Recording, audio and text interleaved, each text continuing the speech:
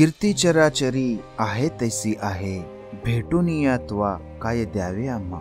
घेऊनी धरणे बैसती उपवासी, हा हाट आम्हासी नाही तैसा. तातडी तयानी केली विटंबना, आम्हा नारायणा काय उने. नाही मुक्ती चाड वास वैकुंठीचा, पिकली सेवाचा रामनामे. तुका म्हणे काय व्हावे उत्तराई, जीव ठेवू पायी संतांची या.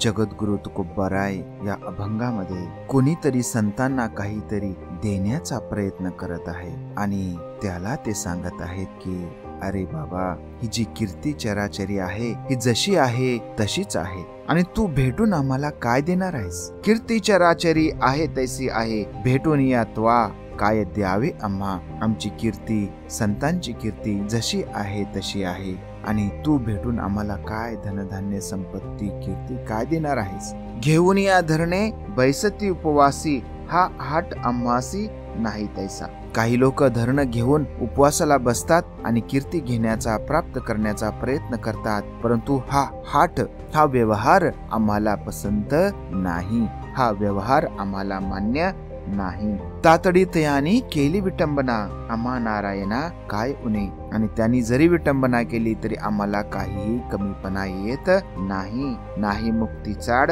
वास वैकुंठीचा, पिकली सेवाचा रामनामे. आम्हाला ना मुक्तीची आशा आहे ना वैकुंठाची आशा आहे आणि आमची वाचा, आमचं मन, आमची वाणी ही रामनामानं पिकून गेलेली आहे. म्हणजे आम्ही सातत्यानं नामस्मरणाचा ध्यास घेतलेला आहे आणि म्हणून या अभंगाच्या शेवटी महाराज म्हणतात की तुका म्हणे काय व्हावे उत्तराई, जीव ठेवू पायी संतांची या. आणि या संतांच्या उपकारातून कसं उत्तराई व्हावं हे आम्हाला लक्षात येत नाही, म्हणून आम्ही काय करतो, आमचा जीव संतांच्या पायी ठेवून देतो. म्हणजे संपूर्णपणे आम्ही संतांना शरण जातो असं जगद्गुरु तुकोबाराय आपल्याला सांगतात. संतांचा सहवास, संतांची संगत हीच आपल्याला जीवनाच्या, मोक्षाच्या, आनंदाच्या मार्गाकडे घेऊन जाते. आणि जगद्गुरु तुकोबाराय हे अभंगातून आपल्याला सांगतात की संतांच्या उपकारातून कसं उतराई व्हावं.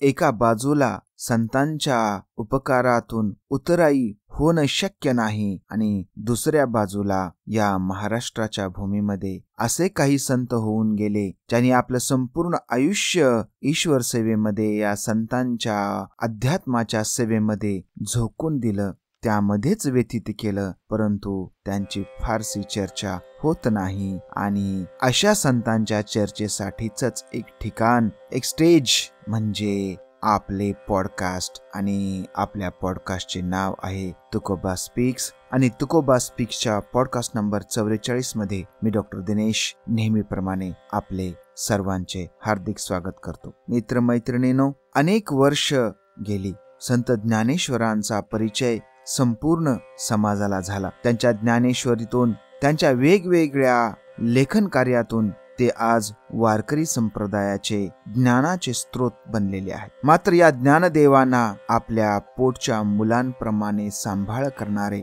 वडील विठ्ठलपंत नाई रुक्मिणी देवी गेल्यानंतर त्यांच्यावर सतत मायेचे छत्र धरणारे, आणि जेव्हा ज्ञानदेवाने संजीवन समाधी घेण्याचा निर्णय जाहीर केला आणि ते ठिकाणी असं निवडले ज्या ठिकाणी त्यांना पित्याप्रमाणे सांभाळ करणाऱ्या त्या संतांची समाधी आहे, या समाधी शेजारचंच ठिकाण त्यांनी निवडलं. असे एक महान संत म्हणजे संत भोजलिंग स्वामी. आणि आज आपण संत भोजलिंग स्वामी यांचं जीवन आणि त्यांच्या कार्याचं विवेचन आजच्या पॉडकास्टमध्ये आपण करणार आहोत. 12वे शतक हा महाराष्ट्राच्या दृष्टीनं स्थिर आणि संपन्न काळ होता, परंतु उत्तरेमध्ये स्थापन झालेल्या सुलतानशाहीचा उपसर्ग हळूहळू महाराष्ट्रामध्ये होऊ लागला. पुढे अल्लाउद्दीन खिलजीने महाराष्ट्रामध्ये प्रबळ असलेली देवगिरीचे यादवांची सत्ता स्वतःच्या ताब्यात घेतली आणि अशा पद्धतीने इस्लामचा आणि सोबत सुफी संप्रदायाचाही परिचय महाराष्ट्राला झाला.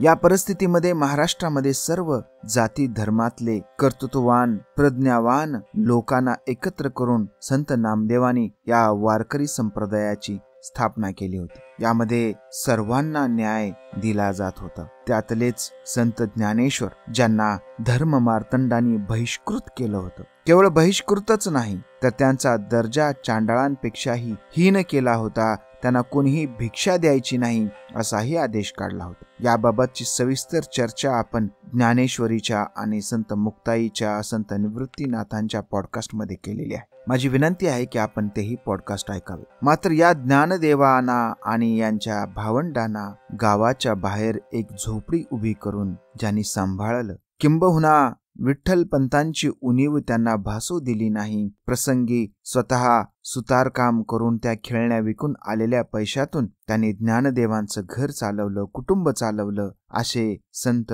भोजलिंग स्वामी यांचा विसर मात्र समाजाला पडताना दिसून येतो. त्यांच्या जन्माची स्थिती माहीत नाही, परंतु जन्म साधारणपणे 12व्या शतकातला असावा, शके 1147 मध्ये झालेला असावा. म्हणजे नामदेवाच्या अगोदर 40 ते 50 वर्ष त्यांचा जन्म झालेला आहे. नामदेवाचा जन्म 1270चा आहे. म्हणजे एका बाजूला ज्ञानदेव हे नामदेवांपेक्षा 5 वर्षांनी लहान, आणि साहजिकच वडिलांच्या ठिकाणी संत भोजलिंग स्वामी हे ज्ञानदेवांसाठी होते. ज्ञानदेवांच्या वडिलांचा म्हणजे विठ्ठलपंतांचा जन्म आपेगावचा, तर संत भोजलिंग स्वामी यांचं गाव पांचाळेश्वर, आणि नामदेवांचं जन्मगाव याबद्दल दुमत आहे, परंतु नरसी. हे सर्वजण मराठवाड्यातील, आणि विठ्ठल भक्तीच्या आशेनं, कोणी व्यवसायाच्या अपेक्षेनं मराठवाडा सोडला आणि नामदेव यांचे आजोबा पंढरपुरात, तर विठ्ठलपंत हे आळंदीमध्ये जाऊन स्थायिक झाले. महाराष्ट्राची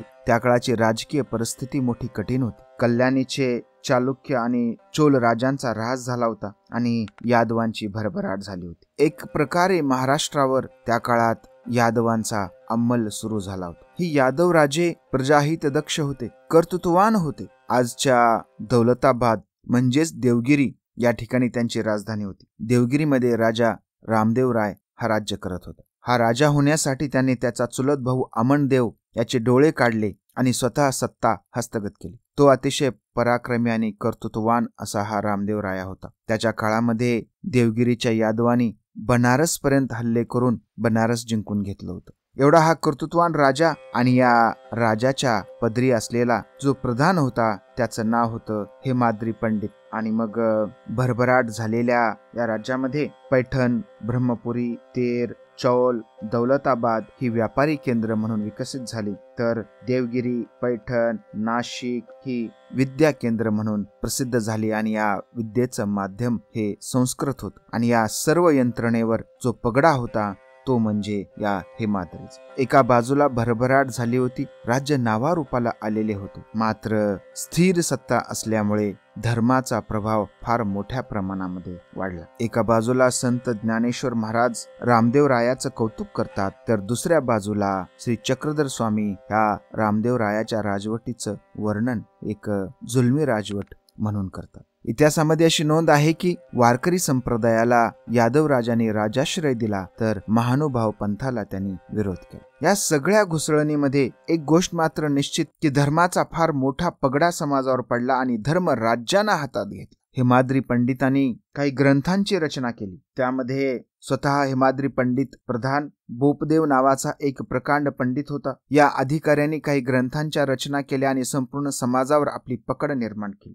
हे दोघं मंत्रींद्र चुडामणी आणि सकल कर्णाधीप महाप्रधान अशा या प्रतिष्ठित पदावर आरूढ झालेले होते. त्यामुळे समाजावर त्यांचा फार मोठा पगडा आणि प्रभाव होता. या हेमाद्रीनं जो महाप्रधान होता, सेनापती म्हणूनही काही ठिकाणी ज्याचा उल्लेख आहे, त्याने पूर्वमीमांसा, स्मृती, धर्मसूत्रे यामध्ये जे आचार धर्म आहे, या आचार धर्माचा तो कट्टर पुरस्कर्ता होता. साहजिकच संपूर्ण न्याय व्यवस्था, राज्य व्यवस्था त्याच्या ताब्यात असल्याने समाजाला त्याच्या मनाप्रमाणे, त्याच्या मताप्रमाणे आचरण करायला त्याला भाग पाडणं सहज शक्य होतं. त्यात त्याने चातुर्वर्ग चिंतामणी नावाचा हा एक ग्रंथ लिहिला. हा ग्रंथ कसा होता तर हा ग्रंथ विश्वकोश सदृश्य बृहद ग्रंथ हा होता. यामध्ये व्रत, दान, तीर्थ, मोक्ष हे 4 खंड, शिवाय परिशेष नावाचा एक पुरवणी खंड सुद्धा होता. यात कर्मकांड, विधिविधाने, देवदेवता, तीर्थक्षेत्रे, प्रतिमा, प्रतीके अशी ऐतिहासिक आणि धार्मिक दृष्ट्या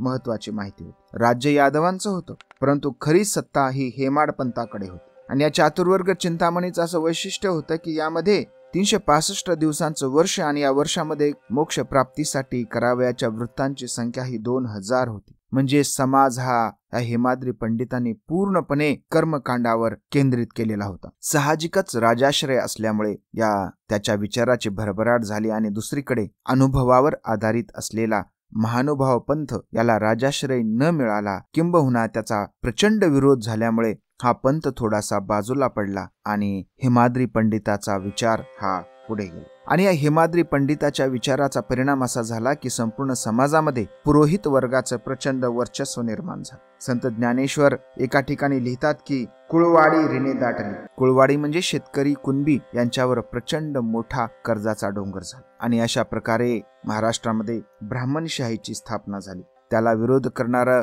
चक्रधर स्वामीचं महानुभावांचं तत्वज्ञान तेही वास्तविकतः प्राधान्यानं ज्ञानी आणि शिकलेल्या ब्राह्मण वर्गानंच पुढे आणलेलं होतं. बौद्ध धर्माचा ऱ्हास होत होता. बौद्ध मत कमकुवत झालं होतं, मात्र जैन मत प्रभावी होतं आणि इस्लामचाही चंचू प्रवेश महाराष्ट्रामध्ये झाला होता. वास्तविकतः या काळातच या संघर्षाच्या परिस्थितीमध्येच महाराष्ट्रामध्ये सामाजिक चरित्र उदयाला आले होते. एका बाजूला महानुभाव संघर्ष करत होते, जैन मत प्रभावी होतं आणि मग एक ताकदवान असं सुफी मत सुद्धा महाराष्ट्रामध्ये आलं आणि या सुफी मताचा परिणाम ज्या ठिकाणी निर्गुण निराकार ईश्वराची उपासना करण्याला त्यांनी प्राधान्य दिलं होतं, या घुसळणीतूनच नामदेवांचं अद्वैताचं तत्वज्ञान पुढे आलं. त्यासाठीच ही घुसळण महत्वाची आहे. आणि मग काही विचारवंत असं मानतात की या घुसळणीमुळेच संत ज्ञानेश्वरांनी ही गीतेवरची समश्लोकी टीका लिहिली. या सर्व परिस्थितीमध्ये सामान्य माणसाला जगणं मुश्किल झालं होतं. राजा रामदेवराय हा पराक्रमी होता.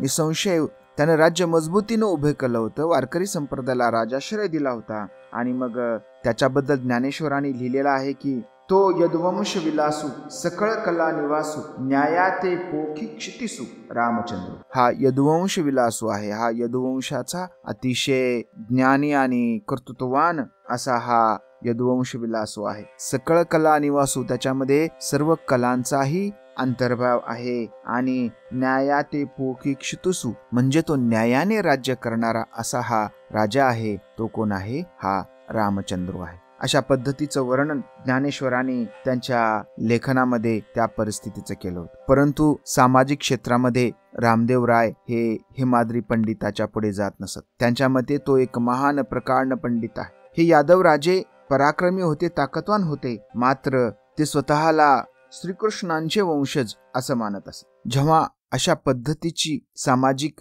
स्थिती निर्माण होते तेव्हा या परिस्थितीला पर्याय देण्याचा प्रयत्न होतो आणि हा पर्याय म्हणजेच महानुभाव पंथ असेल, जैन मत असेल. जैन मत तर पूर्वीपासूनच होतं, ते वरचेवर आणखीन जास्त प्रभावी बनवू लागलं आणि हा वारकरी संप्रदाय ज्यामध्ये बाकी सर्व 2000 वृत्तांच्या मागे न लागता फक्त नामस्मरणाचाच साधा सोपा मार्ग समाजाला नामदेवाने दिला आणि हा लोकप्रिय झाला आणि त्यामुळेच आजही आपल्याला ही वारकरी संप्रदायाची पताका सगळीकडे फडकताना दिसून येते. अशा परिस्थितीमध्ये पांचाळेश्वर या गावी संत भोजलिंग स्वामी यांचा जन्म झाला. भोजलिंग स्वामी यांचं घर कुटुंब अतिशय सुखवस्तू होत. त्यांच्या कुटुंबामध्ये, त्यांच्या वडिलांमध्ये, त्यांच्या स्वतःमध्ये सुद्धा त्यांची जी अंगभूत सुतारकामाची कला होती ती कला होती. सुंदर लाकडी वस्तू ते बनवायचे, त्यासोबतच शेतीसाठी आवश्यक असणाऱ्या वस्तूंची निर्मिती करायचे. त्यामुळे त्यांची भरभराट होती. घरी नोकर चाकर होते. परिस्थिती अतिशय चांगली. त्यांच्या आई ज्ञानाई आणि त्यांचं माहेर हे पोहंडूळ परभणी जिल्ह्यातील हे होतं. त्यामुळे पोहंडूळ या ठिकाणीच प्रथेप्रमाणे संत भोजलिंग स्वामी यांचा जन्म झाला आणि त्यांचं बालपण हे पांचाळेश्वर या ठिकाणी व्यतीत झालं. लहानपणापासूनच अतिशय तीक्ष्ण बुद्धिमत्ता असलेल्या भोजलिंग स्वामी यांना अध्यात्माची ओढ लागली आणि या ओढीतूनच या निर्माण झालेल्या सामाजिक परिस्थितीनं त्यांना असं वाटलं की या ठिकाणी एवढी वृत्तवैकल्याचा, धर्ममार्तंडांचा प्रचंड मोठा प्रभाव या ठिकाणी आहे आणि तिकडे पंढरपूरची कीर्ती त्यांनी ऐकली होती. आणि मग त्यांनी निर्णय घेतला की चला आपण काय करूया, पंढरपूरला जाऊया, आळंदीला जाऊया. त्या ठिकाणी कशा पद्धतीने भक्ती केली जाते हे आपण पाहूया. वारीची परंपरा ही त्यांच्या पूर्वीही अनेक वर्षांपासून होती. त्यामुळे हा एक भक्तीचा वेगळा आणि सोपा मार्ग आहे आणि ज्याने ईश्वर प्राप्ती करणं सर्वांना शक्य आहे. त्यामुळे आपण तिकडे जाऊत असा निर्णय त्यांनी घेतला आणि मग ते आळंदीला निघाले. त्या काळात वाहतुकीची साधनं नव्हती. साहजिकच ते पायी मजल दरमजल करत निघाले आणि आळंदीच्या जवळ ते त्या काळातलं चक्रेश्वर म्हणजे आजचं चाकण या ठिकाणी आले. एका मंदिरात थांबले होते आणि त्या मंदिरामध्येच योगायोगाने विठ्ठलपंतही आले होते. त्या ठिकाणी त्यांची भेट झाली, चर्चा झाली, मैत्री झाली आणि मैत्री होण्याचं आणखी एक कारण म्हणजे दोघेही एकाच भागातील, विठ्ठलपंत आपेगावचे आणि भोजलिंग स्वामी पांचाळेश्वरचे. साहजिकच एक ओढा आणि आपुलकी त्यांच्यामध्ये निर्माण झाली आणि मग दोघे मिळूनच आळंदीला गेले. त्यांची मैत्री वाढली. पुढे विठ्ठलपंतांचे सासरे सिधोजी पंत यांची त्यांची भेट झाली आणि मग पुढे विठ्ठलपंत आणि रुक्मिणीबाई यांचा विवाह झाला. या विवाहाला भोजलिंग स्वामी सुद्धा हजर होते. अशा परिस्थितीमध्ये ते आळंदीमध्ये आले आणि मग ज्ञानाच्या अध्यात्माच्या चर्चा करत असताना त्यांची मैत्री वाढली. स्वतः आयुष्यभर ते अविवाहित राहिले. पुढे देहांत प्रायश्चित्त भोगण्याच्या साठी विठ्ठलपंत रुक्मिणी देवी आणि या इहलोकाचा निरोप घेतला आणि मग ही लेकरं निवृत्तनाथ, ज्ञानेश्वर, सोपानदेव, मुक्ताई हे उघडे पडले आणि मग ह्या लेकरांना आपल्या जीवश्य कंठस्थ मित्राच्या लेकरांना त्यांनी स्वतःच्या लेकराप्रमाणे वाढवलं. त्यांना समाज बहिष्कृत केलेलं असल्यामुळे स्वतः भोजलिंग स्वामींनी गावाच्या बाहेर इंद्राणीच्या तीरावर 2 झोपड्या बांधल्या. एका झोपडीत ही भावंड आणि एका झोपडीत ते स्वतः राहायचे. अशा कठीण काळामध्ये ज्ञानेश्वर आणि त्यांच्या कुटुंबियाची त्यांनी साथ दिली. किंबहुना विठ्ठलपंतानंतर ज्ञानेश्वरांचे ते पालकच झाले. त्यांना भिक्षा द्यायला लोकांनी नकार दिला तर स्वतः सुतार काम करून त्यांना आर्थिक आधार दिला. छळ सोसला, त्यांना धमक्या दिल्या गेल्या, परंतु या भावंडांमध्ये असलेली प्रज्ञा त्यांनी ओळखली होती आणि या प्रज्ञेला साथ देण्याचं मोलाचं काम त्यांनी केलं. त्यांनी जर या भावंडांच्या प्रज्ञेला, ज्ञानाला साथ केली नसती तर कदाचित महाराष्ट्राला हा अनमोल ठेवा प्राप्त झाला नसता. महाराष्ट्राच्या इतिहासामध्ये असे कितीतरी ज्ञानी कर्तृत्वान पुरुष होऊन गेले की त्यांचं ज्ञान समाजापर्यंत पोहोचू शकलं नाही. किंबहुना त्यांची एकांगी वर्णनं झाली आणि त्यांच्या एकाच अंगाचा अभ्यास झाला. इतिहासानं त्यांच्यावर प्रचंड अन्याय केला आणि असेच एक कर्तृत्वान पुरुष म्हणजे स्वराज्याचे दुसरे छत्रपती शंभूराजे. त्यांनी लिहिलेल्या बुधभूषणम, नायिकाभेद अशा ग्रंथांची केवळ चर्चाच होती. आणि आपल्या पॉडकास्टच्या निमित्तानं मी आपल्याला सांगू इच्छितो की येत्या 1 जानेवारीपासून आपण छत्रपती शंभूराजे यांच्या लेखनावर आधारित एक सिरीज करणार आहोत. ती सिरीज ही 1 वर्ष चालणार आहे. आपला हा जो पॉडकास्टचा उपक्रम आहे किंवा हा जो ही पहिली सिरीज आहे, ही पहिली सिरीज 31 डिसेंबरला आपण समाप्त करत आहोत. ही सिरीज आपण पुढेही सुरू ठेवणार आहोत. मात्र पुढे फक्त अभंग आणि त्याचं निरूपण एक 5 ते 10 मिनिटाचाच पॉडकास्ट आपण ठेवणार आहोत. किंबहुना आपण त्याला व्हिडिओ फॉर्मॅटमध्ये करणार आहोत आणि त्यासोबतच आपण शंभूराजेंच्या बुधभूषणम ग्रंथाचं विवेचन आणि चर्चा करणार आहोत. संस्कृतमध्ये लिहिलेला हा ग्रंथ आणि त्यामध्ये व्यक्त केलेली शंभूराजांची मतं याबाबत आपण चर्चा करणार आहोत. माझी आपल्याला विनंती आहे की छत्रपती शंभूराजे यांच्यावर प्रेम करणाऱ्या व्यक्तींना हा संदेश द्या की आपण फक्त त्यांच्या ग्रंथांची माहिती आणि नावच वाचतो, मात्र त्याबद्दलची एक सांगोपांग आणि सविस्तर चर्चा आणि विवेचन आपण 1 जानेवारीपासून करणार आहोत. तर अशा व्यक्तींना समाजानं स्वीकारलं पाहिजे, त्यांची चर्चा केली पाहिजे, त्यांच्याकडून आपण काहीतरी शिकलं पाहिजे. त्यांनी ज्या पद्धतीने या भावंडांना, या कुटुंबांना वाढवलं होतं, या भावंडांचंही त्यांच्यावर किती पराकोटीचं प्रेम होतं हे या गोष्टीवरून लक्षात येतं की ज्ञानदेवांना जेव्हा संजीवन समाधी घ्यायची होती तेव्हा त्यांनी जे स्थळ निवडलं ते स्थळ सुद्धा संत भोजलिंग स्वामी यांच्या शेजारचंच. यावरून त्यांच्यामध्ये किती घट्ट ऋणानुबंध होते हे आपल्या लक्षात येतं. अशा प्रकारे संत भोजलिंग स्वामी यांची गावाकडे चांगली भरभराट होती. व्यवसायामध्ये त्यांची प्रगती चांगली होती. तरीही अध्यात्माच्या ओढीनं त्यांनी घर सोडलं, गाव सोडलं आणि ज्ञानाच्या शोधामध्ये ते निघाले. याबाबत जगद्गुरु तुकोबारायांचा एक अभंग आहे. ते लिहितात की पडिलो बाहेरी आपुल्या कर्तव्ये, संसाराचा जीवे वीट आला. एकामध्ये एक नाही मिळो येत, ताक नवनीत निवडलिया. दोनो झाली नावे एकाच्या मंथने, भूससार गुणे वेंगाळले. तुका म्हणे कोठे वसे मुक्त फळ, सिंपल्याचे स्थळ खंडलिया.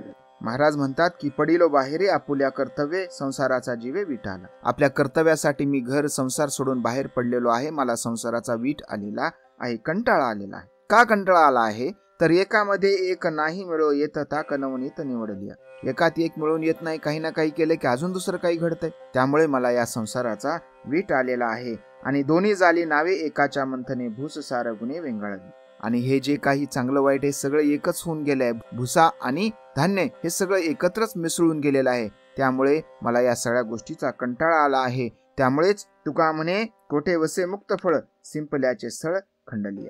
तुकाराम महाराज म्हणतात की कोठे वसे मुक्त फळ, मुक्तीचं फळ कुठं आहे? शिंपल्याचे स्थळ खंडलीय. आणि मग शिंपला ज्या पद्धतीनं असतो तो खंडल्याशिवाय, तो मोडल्याशिवाय शिंपलावरून सुंदर दिसतो, पण तो मोडल्याशिवाय आपल्याला त्याच्यातलं जे स्थळ आहे, जे ठिकाण आहे ते आपल्याला सापडत नाही. अगदी त्याच पद्धतीनं जोपर्यंत संसाराचा हा पाश आपला तोडला जात नाही तोपर्यंत आपणही मुक्तीच्या मार्गाला येऊ शकत नाही. आणि अशाच पद्धतीनं संत भोजलिंग स्वामी हे सुद्धा मुक्तीच्या मार्गाच्या शोधामध्ये निघाले होते. आणि त्यातच त्यांना विठ्ठलपंतांची भेट झाली, एक मित्र मिळाला. आणि मग या मित्राच्या मुलांना स्वतःची लेकरं समजून त्यांनी वाढवलं. ज्ञानेश्वरांनी सर्व समाजातील लोकांना ज्ञानाचा आणि भक्तीचा अधिकार आहे हे पहिल्यांदाच प्रतिपादित केलं. हा जो कर्म सिद्धांत आहे की शूद्राने या जन्मी पुण्य करायचं, मग पुढच्या जन्मी त्याला क्षत्रियाचा जन्म मिळणार किंवा वैश्याचा मिळणार, जेवढं पुण्य तेवढा वरिष्ठ जन्म मिळणार, आणि मग जेव्हा ब्राह्मण जातीत जन्म होईल तेव्हाच तुम्हाला मोक्षाचा अधिकार. हा जो पुनर्जन्माचा आणि कर्मफळाचा सिद्धांत आहे, ह्या सिद्धांताचा ज्ञानदेवाने प्रतिवाद केला आणि सांगितलं की मोक्ष प्राप्तीसाठी तुम्हाला कुठलेही कर्मकांड करण्याची गरज नाही, किंवा केवळ ब्राह्मणांनाच फक्त मोक्षाचा अधिकार असं नाही. त्या काळात स्त्रियांना सुद्धा हा अधिकार नाकारला होता, जरी त्या ब्राह्मण असल्या तरीही. किंबहुना स्त्री ही कधीच ब्राह्मण नसते, कारण तिची कधीही मुंज होत नाही. ज्ञानदेवाने या सर्वांना अधिकार दिला. कैवल्य प्राप्तीचा ज्ञानाचा मार्ग हे जे ज्ञान वेद आणि उपनिषदामध्ये अडकून पडलं होतं आणि ज्यामुळे ब्राह्मण स्त्रिया सकट सर्व बहुजनांचं जीवन कुंठित झालं होतं, आणि हे कुंठित झालेलं जीवन ज्ञानदेवानी मुक्त केलं. आणि मग त्याबद्दल महाराज लिहितात की जो कानी लागी तिही वर्णांची या, येरा भव्यवतया ठेलिया, स्त्री शूद्राधिका प्राणिया, अनवरस मांडून या राहिलास. अशा पद्धतीनं फक्त तिन्ही वर्ण जे आहेत, जे की ज्ञानापासून वंचित केलेले आहेत, त्या तिन्ही वर्णांच्या कानी लागून त्या सर्वांना स्त्री शूद्राधिका प्राणिया या सर्वांना ज्ञानाचा अधिकार आहे असं प्रतिपादित हे संत ज्ञानदेवानी त्यांच्या लेखनातून सांगितलं. आणि याची प्रेरणा, याचे केअरटेकर, याचे पालक म्हणजे संत भोजलिंग स्वामी. पहिल्यांदा जेव्हा ज्ञानेश्वरी सांगितली गेली तेव्हा जे ऐकणारे लोक होते मुक्ताई, सोपानदेव आणि तिसरे व्यक्ती म्हणजे संत भोजलिंग स्वामी. म्हणजे ज्या समाजाला ज्ञानाच्या मार्गापासून वंचित ठेवलं होतं त्या समाजाला मुक्त करण्याचं काम ज्ञानदेवाने केलं, त्यांच्या कुटुंबियांनी केलं. आणि या कुटुंबियाला दिलेली जी भक्कम साथ आहे, ही भक्कम साथ ही संत भोजलिंग स्वामी यांनी त्यांना दिलेली दिसून येते. आजही आळंदीमध्ये गेल्यानंतर आपल्याला ज्ञानदेवांचे शेजारी भोजलिंग स्वामीची समाधी दिसते. मात्र हे भोजलिंग स्वामी कोण हा प्रश्नही कुणाला पडत नाही, किंबहुना याची माहिती घेण्याचाही प्रयत्न कोणी करत नाही. आणि मग ही माहिती लोकांपर्यंत पोचावी आणि ज्ञानदेवांच्या अगदी सोबतच जोडून असणारं संत भोजलिंग स्वामी यांचं कर्तृत्व संपूर्ण समाजापर्यंत पोचावं, हा आपला या आजच्या पॉडकास्टचा उद्देश आहे. एका बाजूला ही घुसळण सुरू होती, दुसऱ्या बाजूला सुफी मत प्रभावी होत होतं. उत्तर भारतामध्ये दिल्ली या ठिकाणी ख्वाजा मोइनुद्दीन चिश्ती यांचं आगमन झालं. ते अजमेर या ठिकाणी स्थायिक झाले आणि या ठिकाणी असलेल्या गूढवादी नागार्जुनाच्या बौद्ध मताचा प्रभाव आदिशंकराचार्यांवर पडला होता. तसाच तो या सुफी संप्रदायाच्या लोकांवरही पडला आणि ते गूढवादाकडे वळले. त्यात त्यांनी सुफी तत्वज्ञान हे जीवनाच्या सर्व भागामध्ये विस्तारलं. विशेषतः संगीत, दैनंदिन जीवन या सर्वांमध्ये या गूढवादाचा प्रभाव झाला आणि लोकांमध्ये ते लोकप्रिय होऊ लागले. दुसऱ्या बाजूला दक्षिण भारतामध्ये गुलबर्गा या ठिकाणी, शहापूर या ठिकाणी एक सुफी संत, त्यांचं नाव सुफी समरस्त, या ठिकाणी स्थायिक झाले आणि त्या ठिकाणाहूनही ते त्यांच्या सुफी मताचा, विचाराचा प्रचार करू लागले. ते लोकांमध्ये लोकप्रिय होऊ लागले. तिकडे वराडामध्ये मंगरुळ पीर या ठिकाणी हयात कलंदर नावाचे एक सुफी संत होते. त्यांनीही त्यांच्या मताचा त्या ठिकाणी प्रसार करायला सुरुवात केली आणि इथे सगळीकडे लोकप्रिय होऊ लागलं.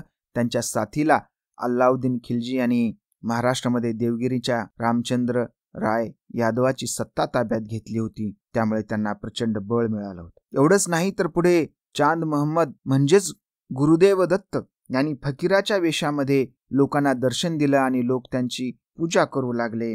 अशा पद्धतीनं सुफी मताचा, सुफी विचाराचा या स्थानिक समाजावर फार मोठा प्रभाव पडू लागला. खरं आव्हान स्थानिक धर्माला, समाजाला हे सुफी मताचंच होतं. आणि मग संपूर्ण भारतभर भ्रमण केलेल्या संत नामदेवांच्याही लक्षात आलं.